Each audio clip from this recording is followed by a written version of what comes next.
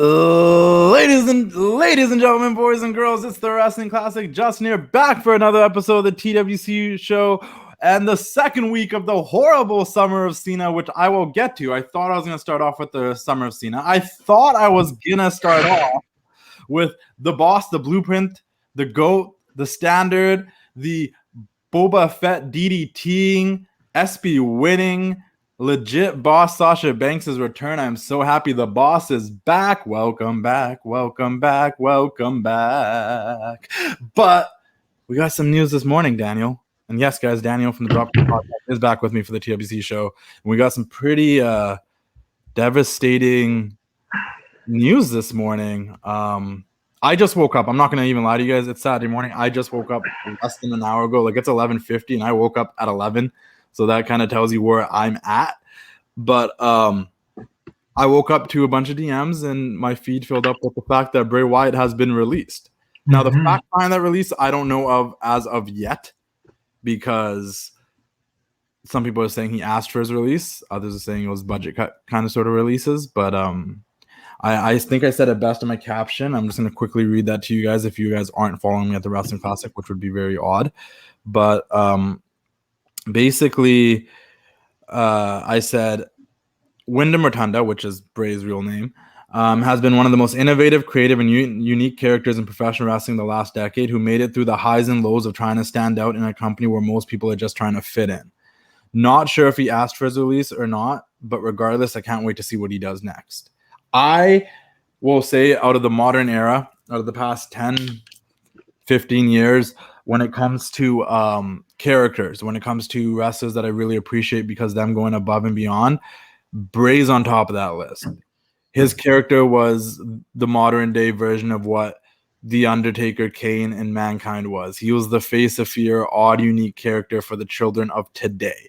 Whether it was the cult leader in the Hawaiian shirts, or the butcher apron in 2016-17 winning the WWE Championship, or the Fiend in the Firefly Funhouse, Bray found ways to be creative, innovative, stay fresh, and change and adapt. Something that I shit talk Cena about every week is the fact that he doesn't change. Bray, in his 10 years in this company, changed like 4, 5, 6 times. Yeah. And not only did they always click and work, because they did, even when the writers or Vince weren't on board or they killed the character, because usually it was the booking that killed the character, he still wrote it out and came back with something new and fresh. And I think Bray Wyatt. And we've been told many times in reports and stuff that Bray was really involved with his own stuff and his character work. Like, he was really hands-on with what Bray Wyatt, the Firefly Funhouse, or the Fiend, or the Cult Leader did.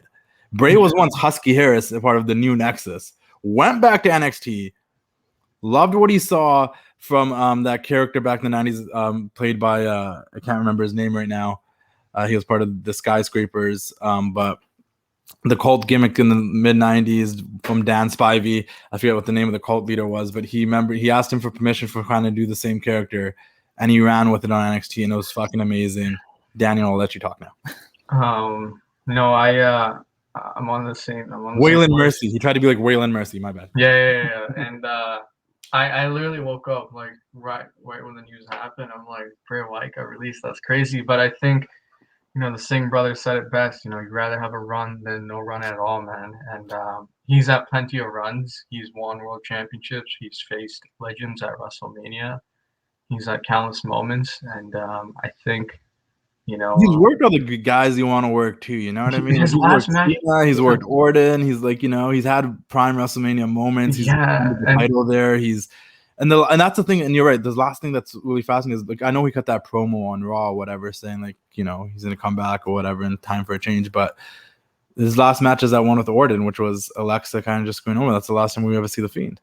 Yeah, and like, I think before we jump the gun on anything, like, let's just take a moment and appreciate how great of a run this was. Like, not everybody gets these opportunities, and I don't know what he's going through. I know he took some time off because of Brody Lee's passing, and I know that struck him deep because they were best friends at one point, right? So I think let's not point any fingers and blame Vince or anybody. I think, what if he wanted to be released, right? Like, what if he wanted to be fired and just kind of take some time off? Yeah, And well, we don't know. Maybe they were telling him to come back, like, hey, we need you back when you returning, and he wasn't ready yet. Yeah. So he's like, you know what? Just I know I'm that type of person where I'd be like, well, then just fire me then. Yeah. And there was like a recent photo of him like surfing the internet, and like he like looked like he was in great shape. So maybe like, maybe you just need a time off, man. Maybe these guys are burnt out. And we've talked about that on the show, though. Every time Bray leaves, he always comes back in great shape. Yeah, and I think that's such a cool thing about having time off, right? Like, let's just say, for example, like I'm just taking this out of order, but if CM Punk got time off rather than being forced to come back, I think he would have stayed, right? Like a lot of these guys just need time off. They just kind of heal their injuries, mentally be better, and just come back better and just feel better, right? But no, I hope he makes it elsewhere, and if this is the end of Bray Wyatt's career, then hell of a run. What a way to go out against Randy Orton at WrestleMania. He's faced The Undertaker, he's faced Cena. This man has he has a Hall of Fame worthy career. If they were to induct him and you got to think about it, he literally I think I don't know if it's the fact of getting older or whatnot, but my perception of time is so screwed now. Like what has been 10 years feels like it's only been like 2-3 years, but he's been around since like 2010. Like he's been around. He's been here for like 11 years. He's been around the block. He's done a lot. Yeah, he's done a lot. And like you said, he's worked The Undertaker, he's worked Cena, he's worked Orton, he's worked all these guys at WrestleMania. He had a segment with The Rock at WrestleMania, the one I went to, 32. 32, yeah.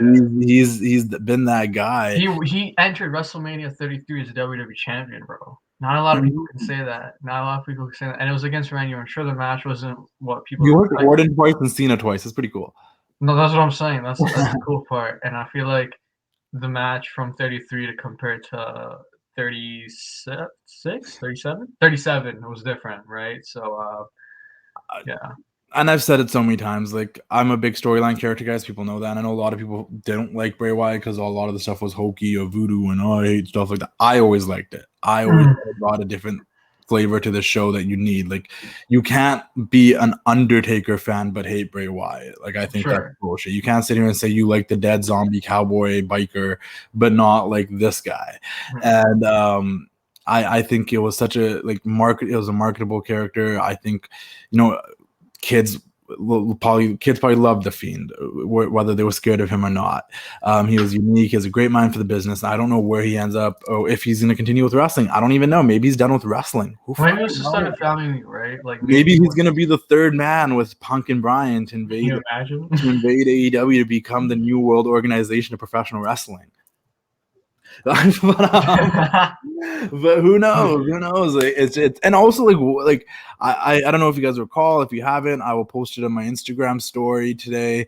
I put up a post I want to say a month ago now, booking how to get Alexa out of this character to be back with Alexa, and that involved Bray Wyatt making his return.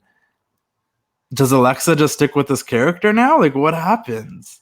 I don't know, man, but all I know is I don't want to be the guy to point fingers and be like it was Vince's fault or it was Nick Khan's fault or whatever. I think let's let it marinate first. Let it sit out and see what happens, because I know the dirt sheets are always going to try to stir things up, right? So,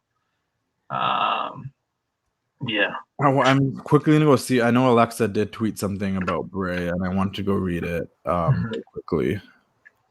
And, she's like, well, I really am a loss for words. Thank you so much, Wyndham, for everything you've done for this company. The most fun I've had has been working with you. Such an amazing talent and the most kind person. I'm just in shock. And I think a lot of people are in shock. And once again, look at the talent they've let go.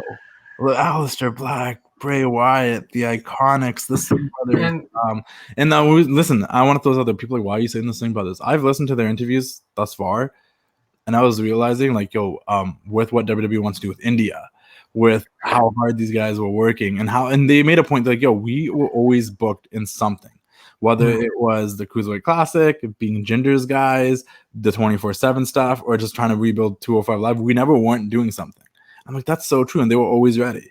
You let go of all this great talent. That's kind of mind-blowing, to be honest. Mind-boggling. No, I think a lot of people think like, oh, once you get fired from the WWE, that's it, your career is over. No, man, there's a life after that. People need to realize that. Like, there's so much more of doing things in the wrestling business, even if you're not in the WWE, right? Like, look at Ring of Honor, look at all these wrestling, look at Impact. There's so many things you can do, and that's the great thing about all these companies right now. You gotta just like I don't know, like for those that might have started watching wrestling the last 2 years or something, because I once again have a really bad perception of time now. I don't know how long it's been, but like it's 2021, and I'm about to bring up the stuff that was happening in like 2014, and I feel like it was just happening yesterday. But like It was weird, yeah. Yeah, like I'm going to bring up some stuff that was happening around WrestleMania 30, and that was so long ago. But for me, it feels like that was just like a couple of years ago. But the fact that this man was so over with the crowd, whether he was a heel or babyface, and there's things that you can point out to show that. Yeah. The fireflies, the way that everyone would point out their lights, their phone lights for when Bray would come out, whether he was a heel or a babyface, they turn off the lights and the crowd would light up that crowd. And I loved that visual. Oh, it was cool, right? Phone lights and Bray walking out. Yeah. That was how over Bray was with the fans, regardless of the fact.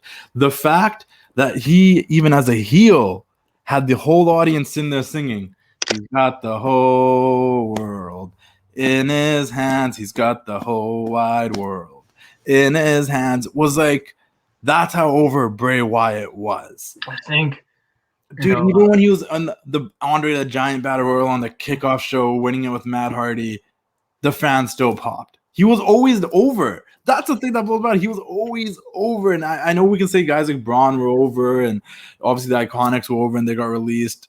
But Bray was like, that's what it makes me almost feel like. And once again, we're recording this at like noon on Saturday morning, my time and Pacific time. So we don't have that much information if he asked for his release or didn't ask for his release. But it almost makes me feel like he did ask for his release. There's That's no what way I'm thinking. I think he was one of those guys where you think, dude, you look at the roster and you'd be like, yo, he's a lifer, right? Like, yeah, that's what I thought about Braun. That's what I thought about like a bunch of guys. But I think sometimes things are just dealt, the way they are, and you just gotta take what you get. And I don't think this will be the last time we see Bray Wyatt. I think he'll definitely be back. Like, it'll be like the Small Joe thing, right? Like, he gets released, and then Hunter, is like, we want him back, and then they'll bring him back. But I don't. I thought of a joke, an inside joke in my head, but I don't see Bray showing up. That could be trolling us, though. I don't see Bray showing up NXT. I don't think anyone will get hyped if Bray shows up on NXT. But like, shout out to Decent. But like, I don't want to see that. I don't either. But I'm just saying, like, this is gonna sound really stupid, but at a brief moment, I was like, what if Bray was like, yo, say you guys are releasing me, and I'm gonna come back as a whole new character. Like, that's another thing too. Like, what if they do that? Like, how cool that would have been. Like, kind of break the fourth wall there, but like, it makes sense. But to that, once back to the point. I always say with the like anyone that listens to the show or follows my page and I talk about my top 10 favorites of all time, I'm like, anyone that made their debut post like 2002, it's really hard for me to put them on that list. It's really hard for me to put the new guys on that list. I'm like, I like Kevin Owens. I like Seth Rollins. I like Roman Reigns. I like Dean Ambrose. I like Bray Wyatt. I like Sasha. This is the crop of people that I'm a really big fan of this era, and it sucks because out of all those names I just said, and don't get me wrong, they've all done cool stuff and they've changed it up a little bit. Like Seth is maybe the only other one out of that list of people I just said that has really changed himself over the years. But other than Seth, like Bray was that guy that was the most unique out of that list of names. Because Owens has always been Owens. Sasha's technically always been in some sense of form the legit boss. Roman's been Roman. Now he's just doing the heel thing. You know what I mean? Like all those guys have always kind of told the same line, And it's cool. There's a few that changed, and it's usually like Bailey and Seth have changed, but usually it's because they're going from babyface to heel. Where Bray, in my mind, has just always been unique from day one. Like, I think it goes back to that thing, right? Like Dusty really had a big influence on these guys. He had a big influence on that class of names you just mentioned, right? The Seth Rollins, the Roman Reigns, the Ambroses, and I know him and Dusty worked really close to showcase on the roster. The main roster was really cool. with the debut, with everything. And I remember that little short feud with Punk and Bryan, which was really cool. I always love their matches together, but yeah, I don't know what happens now with Alexa Bliss or whatever. But whatever Bray chooses to do, I'm gonna support him. Big fan of the guy. Wasn't the most fit. Did not have. I mean, he started as Husky motherfucking Harris. His name was Husky Harris. Like, he literally was named Husky because he was a husky fella. And they put him in the Nexus. And he was in that new Nexus with Punk and the crew. And what do? He goes back to NXT and he reinvents himself. He sees Waylon Mercy, a.k.a. Dan Spivey, doing this cult gimmick in the 90s, which was way ahead of its time. Spivey wasn't in the best place in physically at that point and had to retire actually soon after that.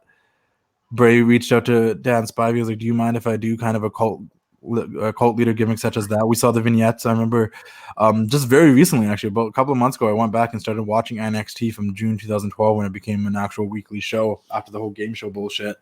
And started watching it back from that period.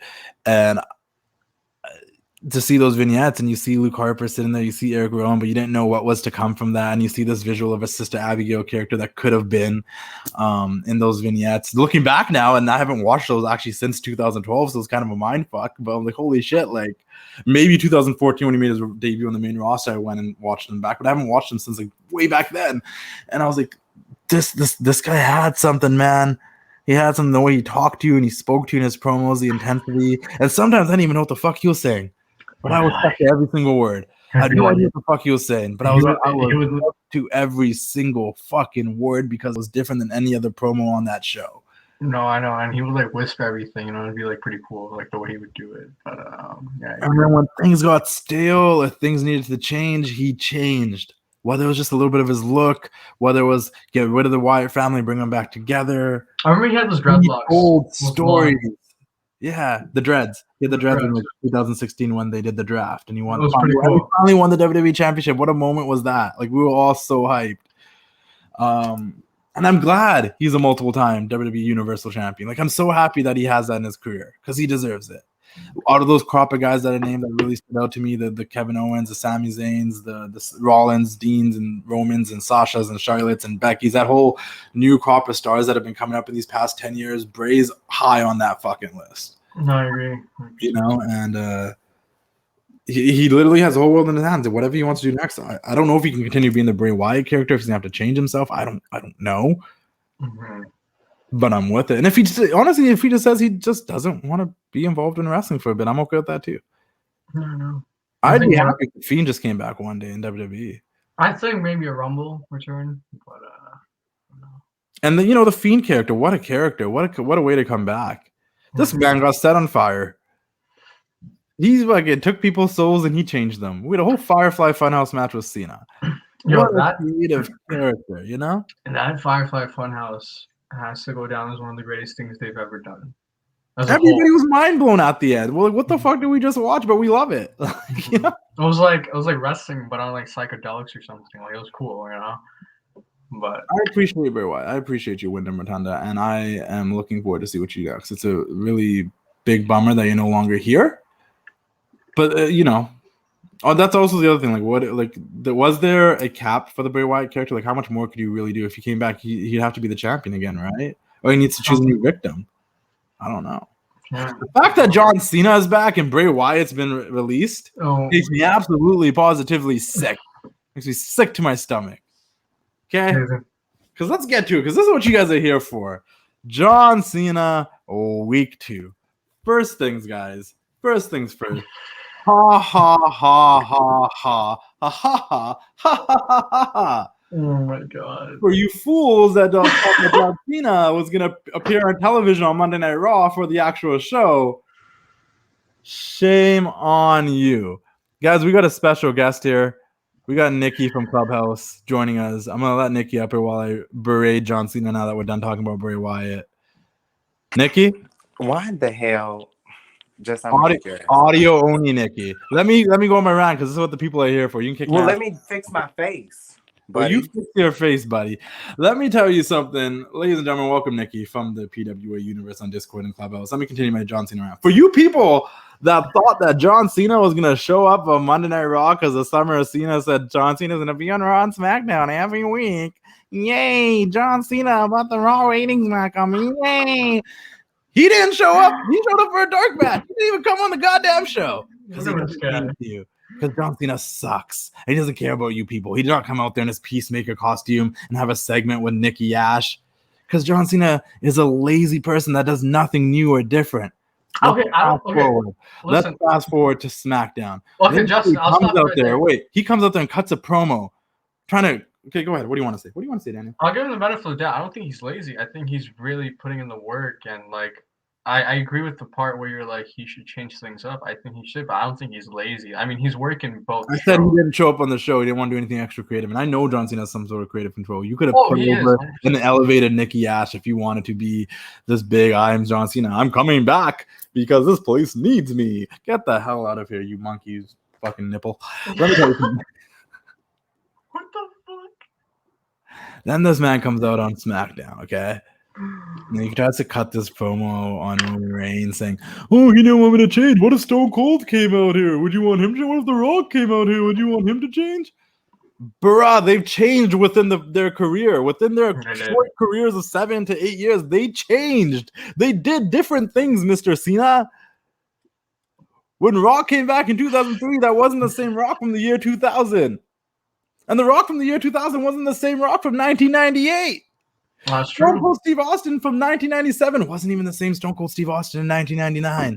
And Stone Cold Steve Austin in 1999 wasn't even the same Austin in 02, 01, actually. Just 2 years later, he was different. Yeah. Hugging Vince and stuff. And then when Austin stopped coming back to take spots from younger stars to work matches, he decided that it's okay to be coming out the same way all the time because he became that nostalgia act. If Dwayne comes back now and does the same shit, that's okay because he's coming back as a nostalgia act. He embraces the nostalgia act, though. If Dwayne comes back and faces Reigns and the belt is on the line, I'll keep the same energy for The Rock. Fuck The Rock if he comes back the same way and the belt's on the line. Because I don't care if you come back as a nostalgia act and you work someone else on the card, but if you're going to work in the main event feud for the world title when you have guys like Kevin Owens and Shinsuke Nakamura and Big E and Cesaro and Seth Rollins and all these names on that fucking roster, and you're going to come back, you're going to take the title. If you literally, these guys made Finn Balor look like the biggest bitch this week. And they shit on NXT, making NXT seem like it was this fucking third development brand. I'm going to send you back to NXT. They buried NXT and they buried Finn Balor. And listen, I know they can go to Finn Balor and Roman right after SummerSlam, but John Cena coming out there with his fucking crayon and signing the contract like a fucking belligerent child was fucking stupid. Well, hear me out. Because I know I'm not stupid. Break kayfabe for a second. I knew we were going to get Cena and Reigns at SummerSlam regardless of the fact. It was inevitable. That's where we were going. So I'm not mad about this, guys. And I don't hate John Cena, the fucking person. I think John Cena is a great dude. I have respect for John Cena. If I ran a wrestling company, I would fucking hire the man John Cena. Says that every week. But I would probably tweak his fucking character and tell him to do something fucking different.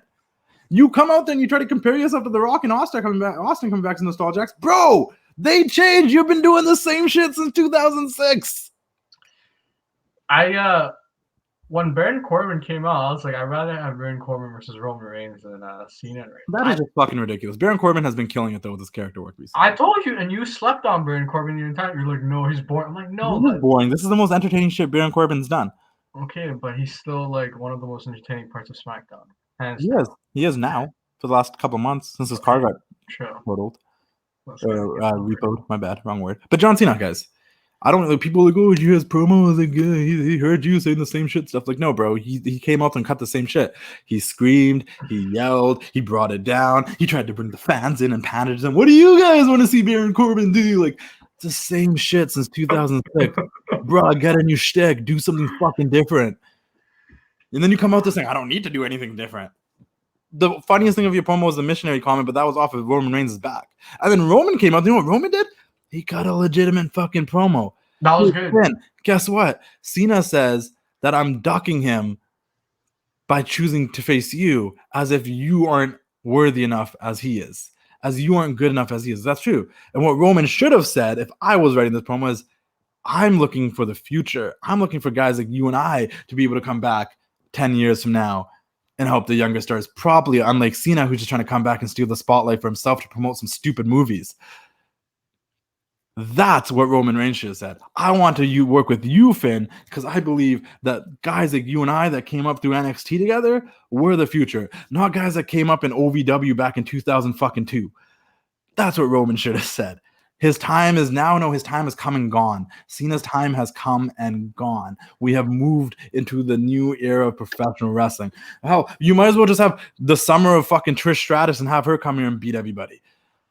Why not? Hey, it's the same bullshit, guys. It's the same bullshit. True. That's actually a good way of looking at it. Now that let's not give the fans Sasha and Bianca. Let's just have Trish Stratus come back and work Bianca, and then we'll get to Sasha later because that's what matters. The past is more important. Nostalgia acts are more important than the presentation of the current day wrestlers.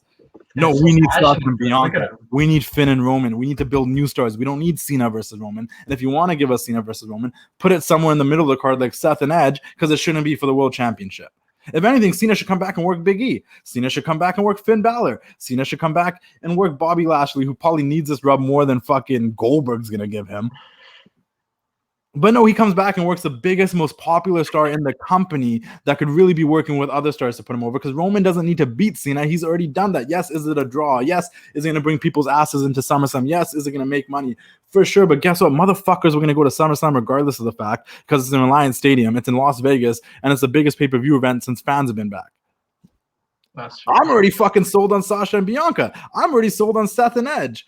You think I wouldn't have been sold if Cena was facing Big E or fucking Bobby Lashley and Roman was facing Finn Balor? I would have been sold. I don't know about you guys. If you guys are saying you wouldn't be sold and the only reason you're sold on it is because Cena and Roman Reigns, then you're part of the fucking problem. But I think the way they even built this entire thing up, like, why would he just steal Finn Balor's contract and just sign it? Like, that's such a weird, lame way to do it, right? Cena's always been a heel. This is the same guy. And once again, guys, before you guys start coming at me, I'm talking about in the bubble of kayfabe, not John Cena, the real human being that does Make-A-Wish and bullshit. I'm talking about the real. I'm talking about storyline. That's the defenses. They come over like, he's a good guy, though. He's a good guy. He does Make-A-Wish and he does all these things for the company. And I'm like, I know, but that's not what I'm talking about. I'm talking about John Cena, the character. When I shit on John Cena, I'm talking about the goddamn character. This is the same guy that got fired by losing to the Nexus and then came back and beat up the entire Nexus, even though he was fired. John Cena's been a heel his entire career. It's just the fans don't see it. And Nicki disappeared again, but the fans don't see it. I am here, Justin. Nicki, do you have any comments on this my John Cena rant that you've been listening to? I think everything you're saying is perfection. I think everything that you're saying is so true.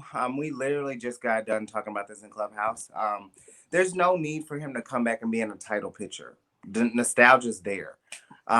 You're literally toppling over other superstars. Let's say 20 years from now, Charlotte comes back and wants the title. Y'all are gonna complain. Y'all are gonna be upset. Y'all are gonna be mad because people are gonna feel like she's taking opportunities from other women. I think it feels the same with John Cena. And we've said this over and over and over again. You do not have to come back and be in a title picture to do a match. And I will, and to contest to your point, I will have the same energy for The Rock as well.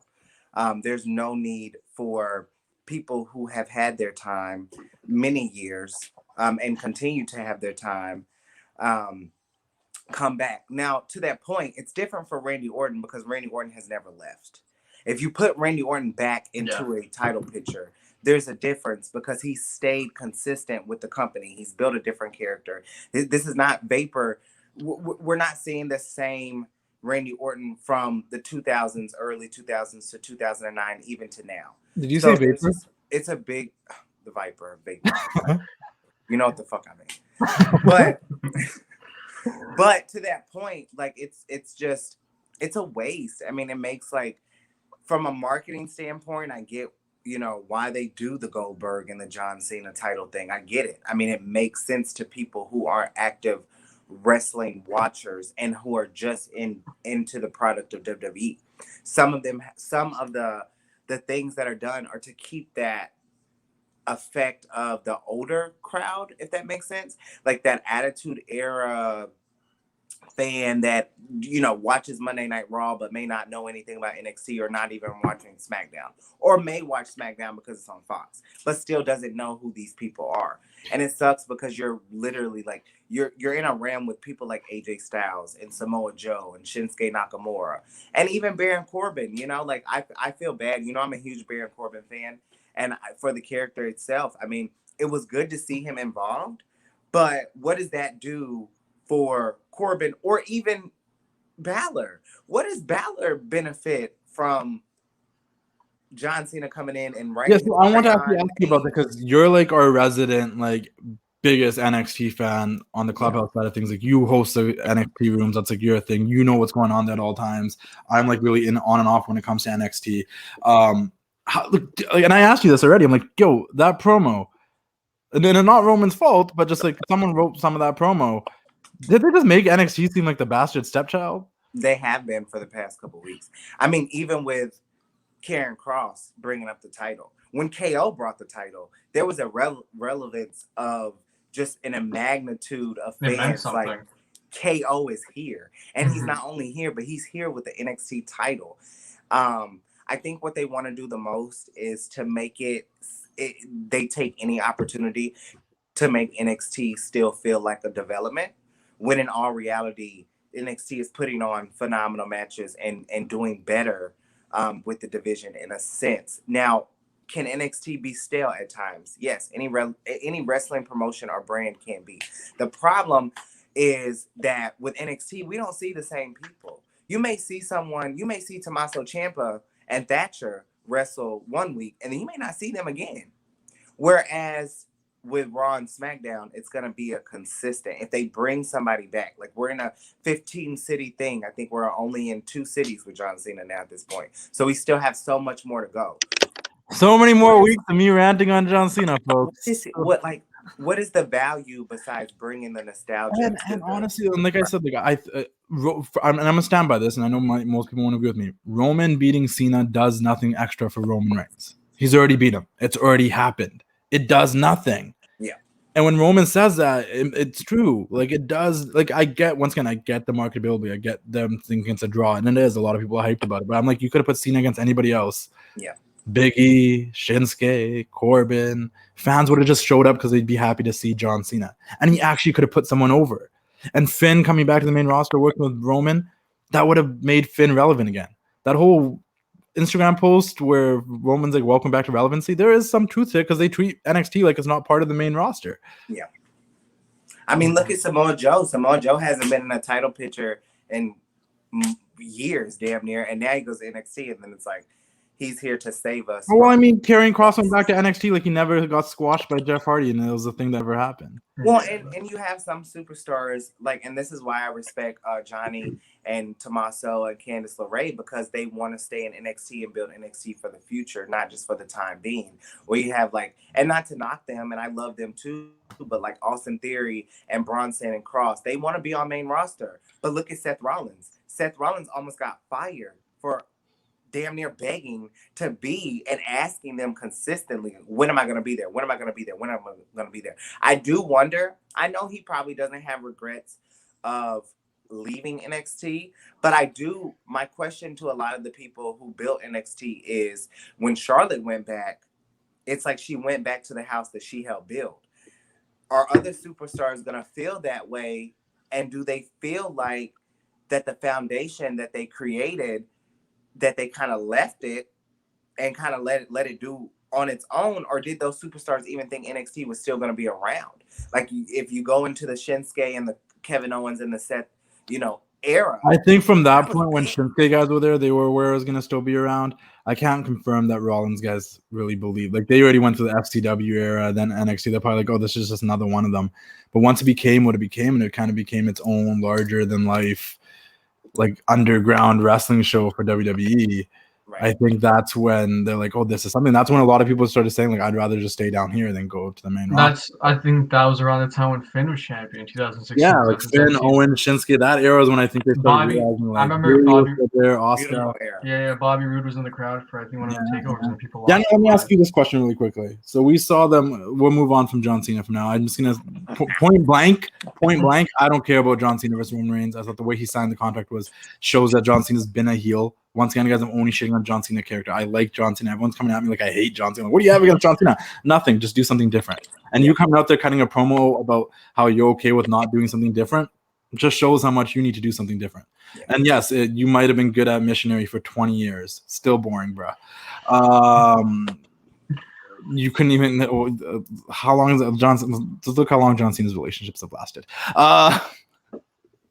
Daniel, how do you feel? Jeff Harvey obviously got some COVID. We're wishing Jeff Harvey to heal and recover real soon and return. But because Jeff Hardy got COVID, he was obviously taken off of Raw for the time being.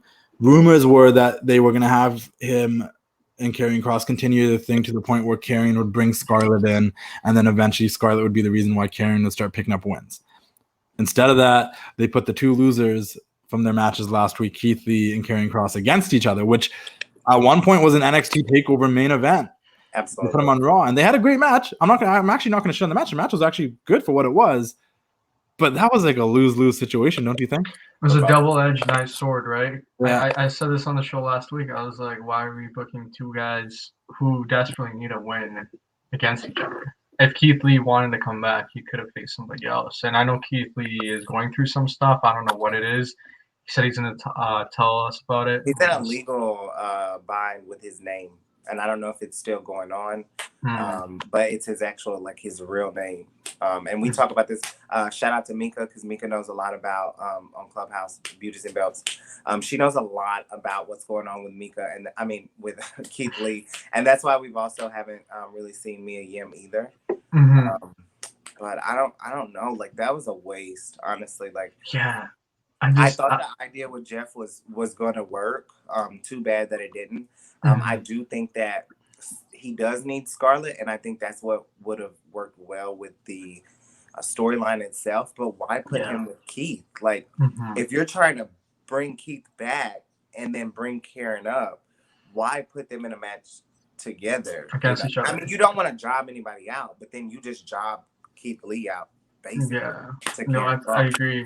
I don't know. Where do they even go from here? Like, what do you even do now? I don't know. That's the thing, you know what I mean? Like, there's no, at least with the Jeff Hardy Karrion thing, there was a story they were trying to tell that maybe you can go back there with Karrion, where it's like, okay, Jeff comes back. Look, I beat Keith Lee. I'm gonna come beat you now. He loses again. Scarlett can still come. They can still go with it. Don't get me wrong.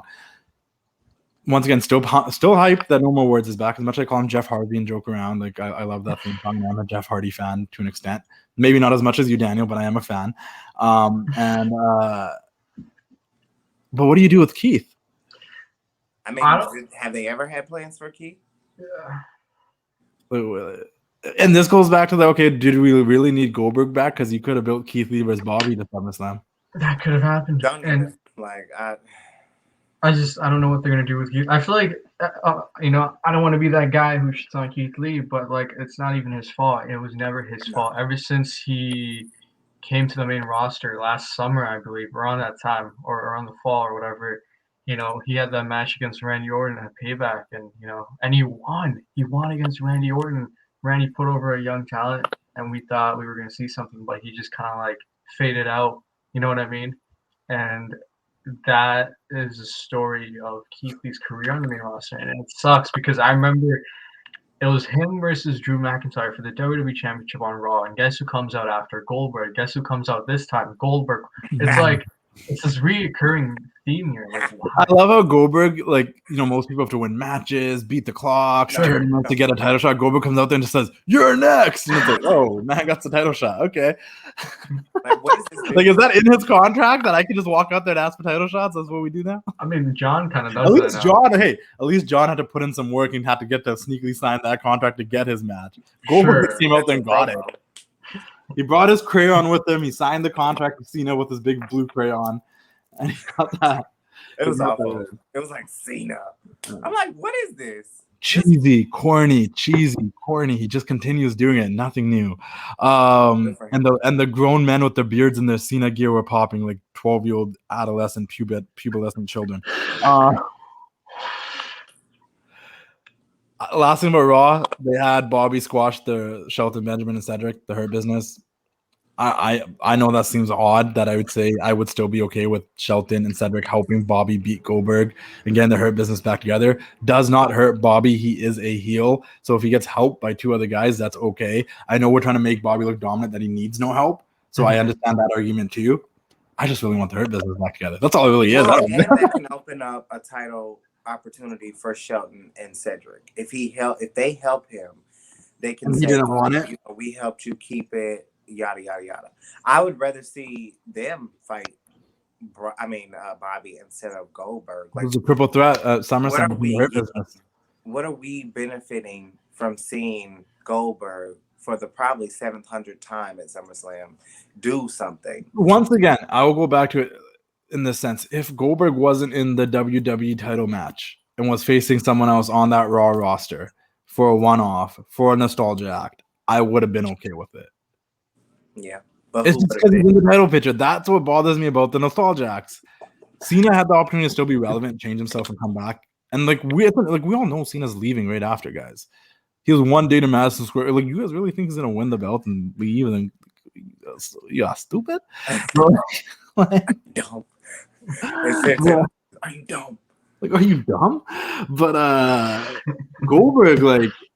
There's the thing with Goldberg, he could win and stick around longer. We fucking know. It's actually a little bit more scary. It could happen. Like, we've seen it happen with the Fiend. Like, it's kind of scary.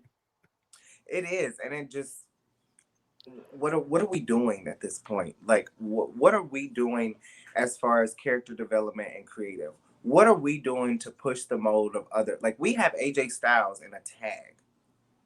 Oh, Randall coming back hopefully on Monday because AJ and Omos beat up Riddle.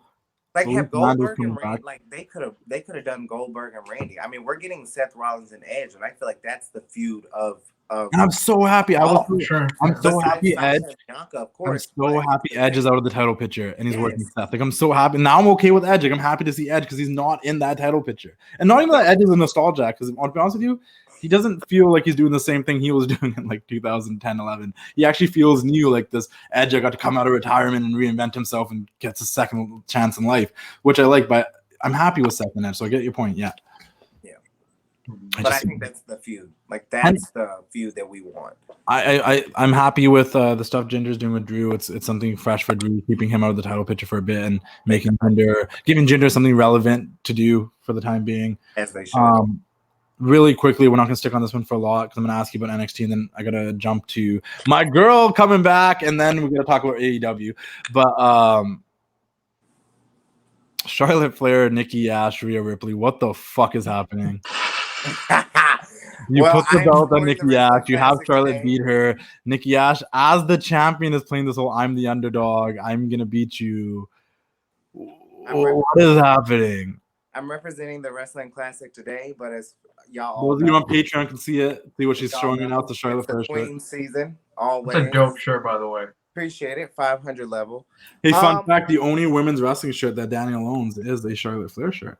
Wow, that's awesome. Good for you, buddy. I personally, I'm not gonna be biased, because I love Nikki Cross in NXT. I love Rhea in NXT. I think they hit a really bad disconnect when they hit the Raw or the SmackDown era. I think what really is needed is, and I know people hate Charlotte, but what we have to realize is Charlotte's needed in the feud. We're not gonna sit here and watch Nikki Ash and Rhea. We're not gonna sit here and watch Rhea get cashed in on. Let me ask you this, though, because we were talking about how it's so repetitive. Like, we're getting another triple threat with Rhea and Charlotte, or some sort of Charlotte Rhea mix up. Because since WrestleMania, we've had Charlotte Rhea Io, we had Charlotte Rhea Asuka. Now we're having Charlotte Rhea Nickie. And I'm just listen, no disrespect to Rhea, the experiment has not been working. I've said this every week. I just feel like it has not been working. I don't even know why. I don't know if it's a heel turn, the tweener shit. Like, I don't know what it is. I think it's I would have been more okay if this was just Charlotte versus Nicki.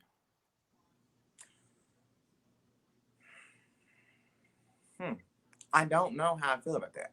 And the only reasoning is because y'all brought Rhea up immediately in a title picture. Mhm. People that didn't even know who she was doesn't understand how big Rhea really was in NXT. Taking her out of this title shot and picture is my question to that is, are we building Rhea? Are we putting the title back on Rhea? Or are we just embarrassing Nikki and her character and letting her have a character before we release her or future endeavor her? Or are we building SummerSlam for the return of Becky and we're going to put it on Charlotte? Because no matter how you answer that, Charlotte has to be involved, but Rhea doesn't. And I feel like they've almost made it to where Rhea has to be involved in this match because even though she lost to Charlotte, technically she didn't.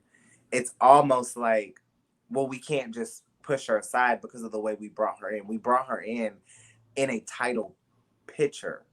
So if we take her out and we don't put her in with Charlotte, who else is going to make Rhea pop? Who else? Honestly, I have no comment. Like I just don't know. I just find the whole situation weird. Obviously Vince is a big fan of this whole Nicki character and he's behind it and they put the belt on her, but like I don't really care for it. Not even the character, just the fact that she's champion. I feel like it took away from what Charlotte and Rhea needed to get done. And what really needed to get done is Rhea needed a definite, strong win over Charlotte Flair. Like that's what needed to be done, and it hasn't been done yet. And it's weird. Daniel, do you have any comments on this? I just don't know why we were a triple threat match at SummerSlam. Just throwing together. I get it, but I don't get it. Does that make sense? No, 100%. I feel like it's just like they kind of know, proper execution, or they're just like, hey, just go out there, SummerSlam, triple threat, do whatever, right? Like, I don't know. And to the point of Nikki, like you can't not have Charlotte involved. That's the most fucked up part. That's the thing. She has to be an important part of this storyline. I don't care what anyone says. If this was Rhea versus Nikki, you would have cared even less. You need Charlotte. Like she's the star there, unfortunately, for the other two. Yeah. Did anything happen on NXT? Did anything relevant happen on NXT this week? Yes. Are you joking? No, I'm not joking. That happened this week? Mm-hmm. Dakota Kai. Oh! I've been waiting for that so bad. Dakota Kai finally turned on Raquel. Dude, the Shawn Michaels Diesel breakup has officially happened. Finally. Now we can be done with Gonzalez. I thought you were a Gonzalez fan, though. I am, but not over Dakota. Everybody's been hitting me up on Twitter. They're like, "Oh, I thought you loved Gonzalez." I thought you loved her. I genuinely do. I think the 18 months that she's been in NXT, she's had one of the fastest growing accomplishments. She's been in a cage match with, she's been in a last woman standing match with Rhea and went over. She's a great talent. Beautiful back, by the way. Raquel, if you're watching, I love your back. But here's the thing. Dakota built Raquel. Dakota built herself. Dakota stayed relevant with or without a title. That's what Raquel can do. But Dakota's the Shawn Michaels of that team, I'm telling you. Dakota is one of the biggest attractions in women's wrestling, and people just continue to sleep on her. That might be an overstatement because she's on NXT, but she is one of the biggest attractions to the women's division on NXT. She is. My girl returned this week, and that was the biggest attraction in professional wrestling today. I said one of the biggest attractions in women's wrestling because I think Dakota is really slept on. Look at where Dakota went. Dakota has the Sasha story of NXT, coming in, feeling like damn near like she's not getting opportunities, building herself, putting characters out there, and then building talent. You mean to tell me this little girl Dakota is at the stature that she is and at the size and the weight that she is, but she's putting over people? That to me is brilliant. I think Dakota has built herself in a tremendous way where she's one person that does not have to have a title. Like she doesn't have to have a title, but we all knew she's worthy of being the champ. We all know. And we all knew that it was gonna be Dakota that was going to dethrone Raquel. disown Raquel, because Raquel is only put in the position as a character because of Dakota. Dakota put Raquel in that position. Who was fighting and warming up all of her her few opponents every week? It was Dakota and Amber. Raquel was getting in the ring, but not as much as Dakota. So, I mean, Dakota is NXT. She's been there. That was the biggest War Games to me in history. I feel when she turned on Tegan. When she turned on everybody, that was heel. so beautiful. She's done a great job with building herself, her look, her image. That's the if you would have asked me currently right now who's your favorite women's wrestler in NXT, I'd say Dakota Kai. There's something about her. Ever since she turned heel, she's had this extra spark to her. She's gorgeous. She can wrestle. And she is that she's the underdog without being the underdog, you know what I mean? Because she is small. Yeah. And she's had so many feuds where she was getting her ass kicked by Shayna, getting her ass kicked by this person or that person bigger than her. She has that quality that a Shawn Michaels or a Dolph Ziggler or a Sasha or many of the greats have, where she shines everybody up. She makes everybody she works with look good, and she sells, and she knows what she's doing in there. And I know I always draw that parallel of Shawn, Diesel, and Raquel and Dakota, because Shawn was a star since the 80s, and everyone knew Shawn was going to be the star, and he was the most talented guy ever, but he brought Diesel in as bodyguard, and Diesel got this big push. I kind of feel like the same thing happened here. Dakota was a star. Everyone knew Dakota was a star. Everyone knew how good Dakota was. She brought Raquel in as her bodyguard, and then Raquel got this big push. And to that point, until the point where Shawn's like, well, what the fuck? Like, you wouldn't be here if it wasn't for me, and you're the WWE champion. You can call this jealousy, but I'm just being real here. That should be mine. Business is business. Dakota here, and it is the same storyline that was 1995. Where in 2021, enough time has happened for history to repeat itself, and I'm with it, man. I like it.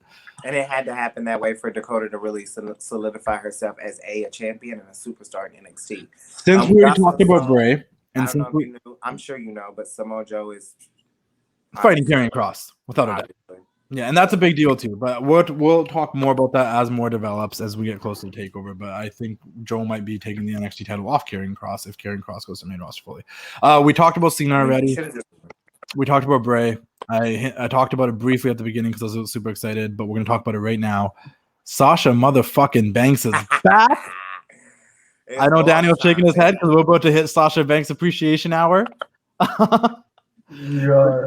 The boss, the standard, the blueprint, the Boba Fett, DDT, FB winning, superstar, the one, the only, the legit boss, my favorite women's wrestler of all time, even though she shows me zero love, probably because I call her Sasha.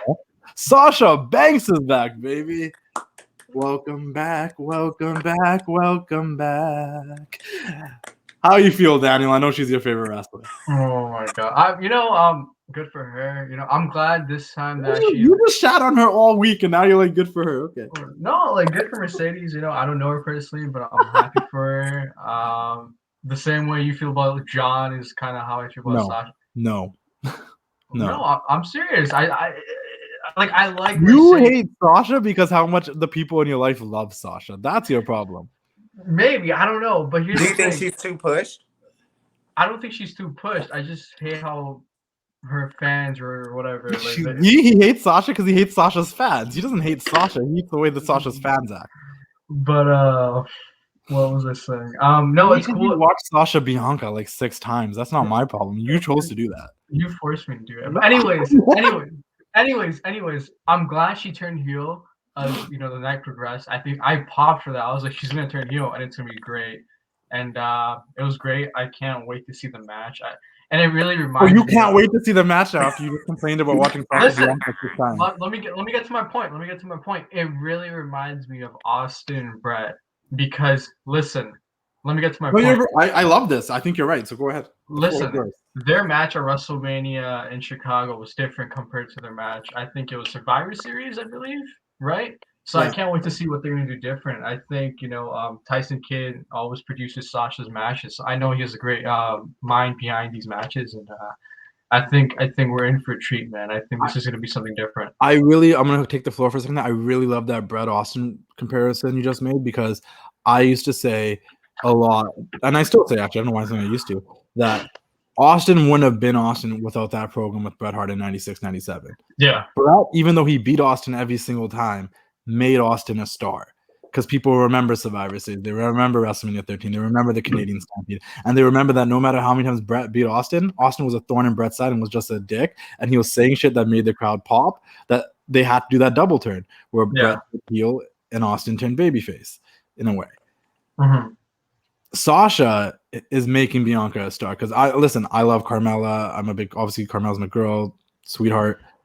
That was filler until Sasha came back, and we all know that. And because Sasha is the only one that can make Bianca a star. And I'm not going to lie, and I've said this on the show before, so I'm not lying, is that I kind of felt Bianca's reign was kind of getting kind of blah while Sasha's been gone. And that's my honest opinion, and I think she's a great wrestler. I think she's a great, but like she needed Sasha the way Austin needed Bret for that to really flourish. You need the perfect dance partner. And before we cut me off, like we're going into a different situation than WrestleMania, so the match will be different. Similar to Bret Austin, that was Bret coming back, being like, you know what, I want to work with this Austin guy at Survivor Series for my first match back. That's what we're doing. But by the time we went to WrestleMania 13, there's already blood on the floor, and we're gonna move forward. And I think that's what's happening here. When we went to WrestleMania, it was kind of weird. The build-up sucked. We all said the build-up sucked. It was like they could have done way better than this. Oh, they were teaming, they were friends, like whatever. But Sasha technically went into WrestleMania kind of a tweener because she was a babyface, so still arrogant. But she went in as the fighting champion tweener, which I loved. And Bianca's going in there as the ultimate underdog, freshly off NXT, won the Rumble babyface. Well, now we're going with Bianca going in there with wins over former women's champions like Bayley and Carmella. Mm-hmm. And she's coming in there a little bit more seasoned, a little bit more ready and prepared, a little bit more confident because she's already beat Sasha now, and she's going to come in there with us. I've already beat her before. And we're getting a vicious heel Sasha going in there that wants to redeem herself and kick Bianca's ass. And the story is already so much better than the story we had going into WrestleMania, which is going to make this match so much more different because there is nothing better than a bitch Sasha Banks. I think, no, I agree 100%. And when Sasha gets desperate, it's going to be good, right? Like, yeah. And the fact that she came in here as a baby face, hugging SP winners, let's dance together, and we all knew and hoping, because we didn't know for sure, because they could have dragged it out for another week. They could have dragged it out to next week, no biggie, that she was going to turn by the end of the night. And when she did, I was so happy because heel Sasha is the best Sasha. It was, and even if she's a babyface, when she's still arrogant, that's the best Sasha. Nobody wants smiley, happy to be here, Sasha. Nobody, not a single person on this planet. Nikki, I think you made a really good point. So Bianca transitioning to Raw or even to the main roster wasn't as a big name. People knew who she was in NXT. She was a great heel, never held a championship. But the one thing that Bianca has always had is presence. And I think it took Sasha to really push her to the mold. And I think Sasha does a great job of putting people over, going back to Charlotte and Sasha. Those were the two people that I felt like were putting each other over, going back to the Cell, going back to their matches on Raw. I think Sasha is giving exactly what she's been given. She does a great job with putting people over and letting others put her over. In this situation, Bianca hasn't really reached that level yet to put people over, yet she's done a great job solidifying herself as a champion. I will say, without Sasha, it does get a little stale at times, but I think the good thing about that is Bianca has time to rest. And I think some of these filler matches are... It built a reputation. It builds a reputation, but I think also it can be a sense of a way to show the dominance of Carmella. I think that we forget that Carmella does have credibility. And like I said, she beat two former women's champions. Yeah, and when she's put in this position as a filler, it's not diminishing to her character because there's still a believability when it comes to Carmella. My thing is going into Sasha and Bianca too, is that we're finally going to see Sasha chase in a different way that I feel like we didn't see with Charlotte. I think that with her chasing Bianca, there's just a different mode. Is if she becomes victorious, there's going to be a different season that we're in because Bianca can chase. And I have no problem with Bianca chasing. And I think that's what made Becky's reign so stale because she never Yeah, I hate chase that. the I hate title. that. I wanted never Becky to lose the walked belt out. to Lacey, and I didn't even like Lacey. I just wanted something new. I But wanted they Becky did to it drop the with belt to Drew. Lacey. I wanted Becky to drop the belt to Sasha. I just wanted her to drop the belt because I'm like, we like Becky more when Becky was chasing the belt. Becky as the champion sucks. And I think early prediction, Sasha needs to beat Bianca at SummerSlam. No, 100%. What were you gonna say, Daniel? No, I think some wrestlers are just better chasing the belt than winning the belt. It's like that effect I always talk about. You know, when Dean Ambrose was chasing the WWE title, it meant something. But when he won it, it was like, okay, what now? You know what I mean? A lot of that happens a lot of the times in WWE. I feel like what if fans partner sometimes to put on a great showcase. But continue, Justin. What if though? Because I do think the fans. We heard the pop for Sasha. I do think the fans, as the years have gone by, now that she's kind of separated from Bayley, because I think sometimes it's just who she was with Bayley a lot, is the fans really do like Sasha, and they really do appreciate Sasha, and her fan base is only growing, and they've gotten over the whole Paige situation that made people hate her for a bunch of years. But what if Sasha wins that belt back? Those fans pop, and we get a heel Bianca. Well, we've seen that before in NXT. We haven't. I think that the best thing for Bianca to do if she loses is turn heel. She get frustrated. Just get frustrated that she lost. Or she should do something, and then she should attack Sasha. And this is my thing. Sasha and Bianca can go on just as long as Charlotte and Becky did, and I wouldn't have an issue. And I think that people need to realize that Bianca needs Sasha. If you continue to put Bianca with people who are not athletically on her level, who can't build with her, who barely can wrestle with her, it's diminishing to Bianca. It's not diminishing to the person in the ring. It's going to be diminishing to the character because she has goals. Bianca has goals to beat all 4 of the horsewomen, and she's on 2. And they didn't fumble it. They didn't fumble it like they fumbled Rhea and Charlotte, which is kind of the same formula. They fumbled that because they never let Rhea beat Charlotte. Bianca's beat Sasha, so she's proven she can do it. Now, Sasha beats Bianca now, and Bianca gets frustrated the fact that she couldn't beat Sasha a second time, and Sasha can come out there during her celebration, and Bianca can come out there to, congratulate Sasha. And then Sasha can just, because the thing about babyface Sasha, the thing about the fans being behind Sasha and her being a babyface is she can still remain arrogant and cocky. Mm-hmm. And it's okay because that's the way the boss is supposed to act. So Sasha made a sly comment during her celebration, like, now that just proves that WrestleMania was a fluke. And that sets Bianca off to attack Sasha. We're off to the races for that third match now. And Bianca gets that belt back because I'm not against short reigns. I think I was pissed when Sasha never had a proper reign. She's had one now. She was the champion from October to April. If she has another short reign, I'm okay with it because then we'll get a shake up and maybe they'll be split. But you get one more Sasha Bianca. You get Bianca. You get to see the other side of Bianca we haven't seen yet. Sasha can be a bitch like that, even if she's a babyface, and be like, I guess WrestleMania was a fluke, and set Bianca off. That's it. We're off to the races for round 3. It's the rubber match. You don't have to put anybody in there. You don't have to put anybody in the feud. You can keep building your women. You can throw. I mean, I would love to see Naomi get thrown in the mix somehow, some way. But there's so much more that can be done with Toni and Selena and Liv. Like there's a lot of women on that roster that can build feuds. Like they were doing in NXT with Mercedes and Rhea. Yeah. Like there's feuds that can be built without a title, and if you build feuds, you're gonna build someone like a Liv to have more credibility, especially Selena. Where is Liv? To that point, we're gonna move on. We're gonna talk about AEW, but I do want to just really quickly say I am really happy that they still found a way to use Carmella and Zelina this week to elevate the Sasha Bianca thing because whether you like her or don't like her, Carmella's been busting her ass year round. Since she came back with this new gimmick, worked with Sasha, was working with Liv, and then now working with Bianca. Like she's been busting ass. She's whipping out new gear all the time. She's making an effort, and she's always delivering in that ring. Whether you want to sit there and be like she does super kicks, and she doesn't. She has one of the best super kicks, though. I'm not even gonna lie. She does, and you know what? And everybody, whether you want to believe it or not, when it seems like she's about to win, you low key believe it, and then it stresses you out, and that's what you need because you know that. Carmella's the product that Vince likes, and you wouldn't be surprised if he put the belt on her again. No, I wouldn't. I mean, but I also think that she would be a believable champion. Same here. Sure. Also, shout to Zelina, and I know a lot of people dislike Zelina, but I for those of you that didn't watch her in Impact and stuff like that, you guys don't know how good she is. You haven't seen it yet. We haven't got the opportunity to see how good she really is. We've seen her do stuff in the middle of Andrade's matches and her Karanas and stuff, but we've never seen a singles match outside the one with Asuka that really showcased what Zelina could do. And many people don't even remember that match with Asuka because it happened, then she got fired. So that was a good match. That was a great match. There's so much that Zelina can do that we have not seen yet. If you are like a lucha wrestling fan, you will love Zelina Vega. You just have not seen it yet. Trust me.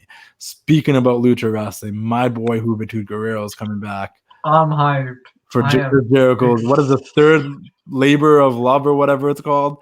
And as someone that has got Danial to watch Monday Night for a lot in the last 6-7 months, he knows all about the juice, baby. Bro, I'm excited. And it's cool. You know, I think someone tweeted this actually. They're like, AEW has done a better job of showcasing WCW's legacy than WWE has in the last 20, 30 years. And I agree. I think bringing these guys back. Not even just like Juventud, but like the way they bring back JJ Dillon with, you know, the whole Tully Blanchard situation, Arn Anderson, and showcasing that side of professional wrestling that didn't really get the same love from the WWE because that wasn't their product. Yeah, and I think AEW is showing love to that southern side of wrestling, that Jim Crockett promotion, World Championship Wrestling. They show love to that product. Right, and I think it's so cool, man. I hope, you know, if you're going to bring these guys back, do it for these kind of matches where they're not involved in the title match. They're not involved. And a guy against like Chris Jericho. You're going to bring a nostalgia act in and not put him in the title match? Who knew you could do that? Right. But I think it's cool. I know MJF was probably like my age when WCW was probably around, you know, last days. But I think it's so cool to see the Juice back and on TNT. And Jericho versus Juventud Guerrera in 2021. The last time blows my mind. I'm pretty sure 1998. Yeah. Not even in 99. I think the last match with each other was in 98. And all the years of disses using Juventud Guerrera, even The Rock backstage in a promo in 2001 being like, well, you were wrestling Juventud Guerrera. I was winning world titles. Or even Jericho using it in this promo with MJF, like they reference. Like that's always been talked about as if like Juventud was one of Jericho's greatest rivals. Which he was. But it always seemed like Jericho was up here and Juvi was down here. But it's like, nah, Jericho is bringing one of his friends up and be like, nah, Juvi's fucking good. I'm going to remind you guys that he's the man. Because, you know, listen, Eddie Guerrero and Rey Mysterio, two of the greatest Latino wrestlers of all time. And when you think of Latino wrestling and legends of that game, those are the two names that people will jump to. It's Eddie and it's Rey. Like those are the faces of Latino professional wrestling and lucha wrestling. But man, everything under that is fucking gold. From Juvi to Psychosis to La Parca and Chavo Guerrero and all these great Silver King. There's so many great El Dandy. Who are we to doubt El Dandy, as Bret Hart said? So many great. He's a jam up guy. So many great lucha wrestlers that were in WCW in that time period. And I'm hyped to see Juvi. How'd you guys feel about Nick Gage and Chris Jericho? Personally, I'm just to go first. I didn't like it, didn't care for it, kind of lost paying attention. The Domino shit is fucking hilarious. And I'm happy that Nick Gage got to perform in front of a national audience. But that was about it. I personally the beginning was kind of slow. It definitely should have been because it was the main event, right? Mm-hmm. I don't feel like it should have been, and not saying that it's a mid-card match, it just didn't feel like a main event. Yeah. I love the gore. I love anytime AEW does a great job at that. I think that's like so iconic to fans to see it live. Anytime I get to see Chris Jericho, he's like the only one that has come back from that era that I feel like I give a pass to almost because of the promo work. And the promo work is undeniably the best always. But I thought the match was a little, you know, it lost my attention towards the end. But I think as far as like pop culture and nostalgia, I thought it did its job. And like you said, Nick Cage being able to be in a realm with fans and showcase that gore and that grunge was exciting. I did have to turn my head sometimes, but that's the effect of it. So I thought I thought they did what they were supposed to do, basically. Yeah, no, I agree. I found it really funny how I think Nick Gage was using this pizza cutter and there's like a Domino's commercial right after. And Domino's was threatening to remove their ads from AEW. And I popped. AEW fans trying to go after Domino's, calm the fuck down. So realism, man. But I liked how after the match, MJF cut this promo, and it was like word for word from CM Punk's pipe bomb when he was like, "While you're laying there, Chris," or something Hopefully like that. As uncomfortable as you can possibly be. Yeah. And I was like, man, they're just dropping hints after hints. Darby. Even if everyone needs to prove themselves in AEW, even if you think you're the best in the world. And they pan to the crowd, and I'm like, is he And really realistically, that could be for CM Punk for sure, but it could also be for Daniel Bryan. And also it could be for Shane McMahon. He won the best in the world tournament in Saudi Arabia. I mean, he did. The contract says McMahon, but it says Shane McMahon. Can you imagine? Cult of personality hits, Shane comes out. I mean, what do you see? Shane versus Darby in the ultimate death match. I can see that. Shane will do some crazy things, and so will Darby. They'll both be jumping off things. Oh my god. I liked the opening match, the whole Space Jam versus. I hated that. Did you like that they went into characters and gimmicks and themes? I hated that. That whole I get what it was done for, but the Cowboys, the Dark Cowboys versus Space Jam. That was so cringy, especially Omega. This is a real sports-based company, okay? I hated it, but I mean, I get it. They looked okay. I'm glad that. Listen, if that would have been main event, I would have been pissed. But I would have rather that than the main event. Got Nick Gage out of the way at the beginning. That's the way you open up a show on TNT, though. Honestly, I would give. I think that's wrong because I'll be completely transparent. I was fucking drained after that match. Oh, see, I didn't. I barely. I mean, I was drained so much. It was. I feel you though. It was an indie fantastic match. It's something you'd see at an independent show. But I was drained by the end of it. Like too much was happening. Yeah, it was elimination. And then I got emotionally, and to their benefit, I got emotionally invested when it came down to Hangman versus Kenny and Just the Bucks. I'm like, how he's gonna beat all three of these guys? And then he started taking them out. And the moment Hangman, and then I remember Kenny went for the One Wing Angel, and Hangman got out of it, and I'm like, yes. But then he got it again and hit it, and I'm like, nobody kicks out of the One Wing Angel. The only person that's ever kicked out of it is Okada. That being said, I'm like, oh, so it's over. Fuck. And they're prolonging the story of how does Hangman get to Omega now? Does it even happen? I feel like with the signings with CM Punk possibly and Daniel Bryan, I feel like Hangman's not in the title picture no more. And it sucks. And that sucks because I really want Hangman to win the belt. I really do. I want him to go over Omega. Same here. That's the greatest story they've been building since the inception of this company. Is Hangman slowly breaking away from the Elite? Like that's been the story. I hope they really pull the trigger on it, man. I really want Hangman to win the belt. I mean, maybe Bryan will be out there signing the contract, and Hangman will come out there with his crayon and knock out Bryan and sign the contract with his crayon saying Hangman. Maybe he'll sign it saying Cowboy.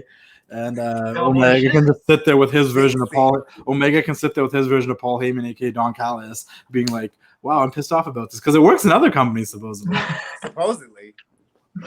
Or maybe Hangman could just come out there, march his ass to the ring, get in Omega's face, and be like, "You're next," and automatically get a title shot.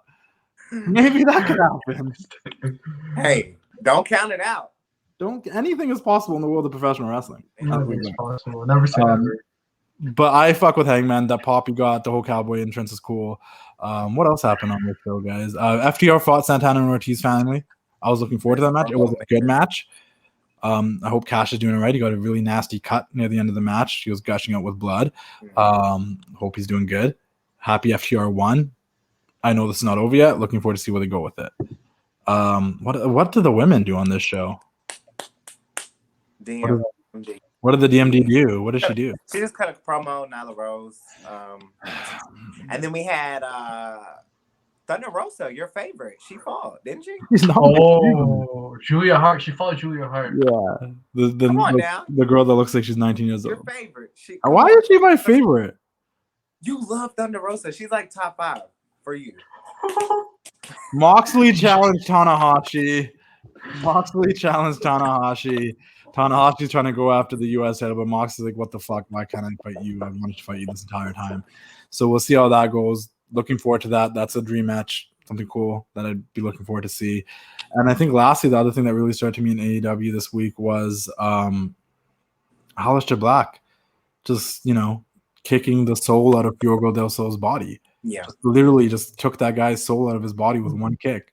My The brother way gone. Fuego sold that with his legs up in the air was fucking just beautiful. Like, shout out to Fuego Del Sol. Chef kiss to that cell, because you made it seem like Malachi Black kicked the soul out of your body. So sir. over. I DM'd Fuego after. I said, hope you're all right, bro. So over. Hope you're all right, man. You doing good? Like, because it looked like your head got knocked down the rampway down there. Rolled down the ring and shit. Literally. I know Cody is a really polarizing figure for the past few months, ever since he started talking like he solved racism, but I'm fucking with this feud. Oh yeah.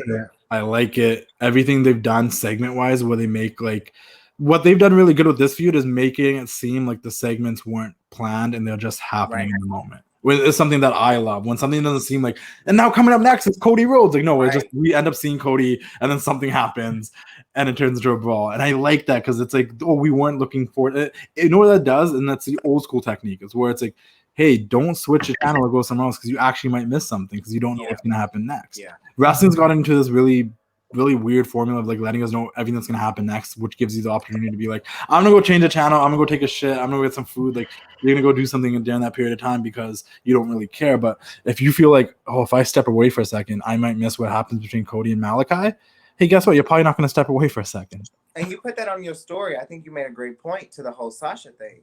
Like, it's almost like if she didn't show up, we would have been disappointed. But since we were spoiled of it, it's like, what did we weren't as excited. We were definitely excited for it. But if we didn't know at all through social media that she was coming back, how great that would have been to not know or have.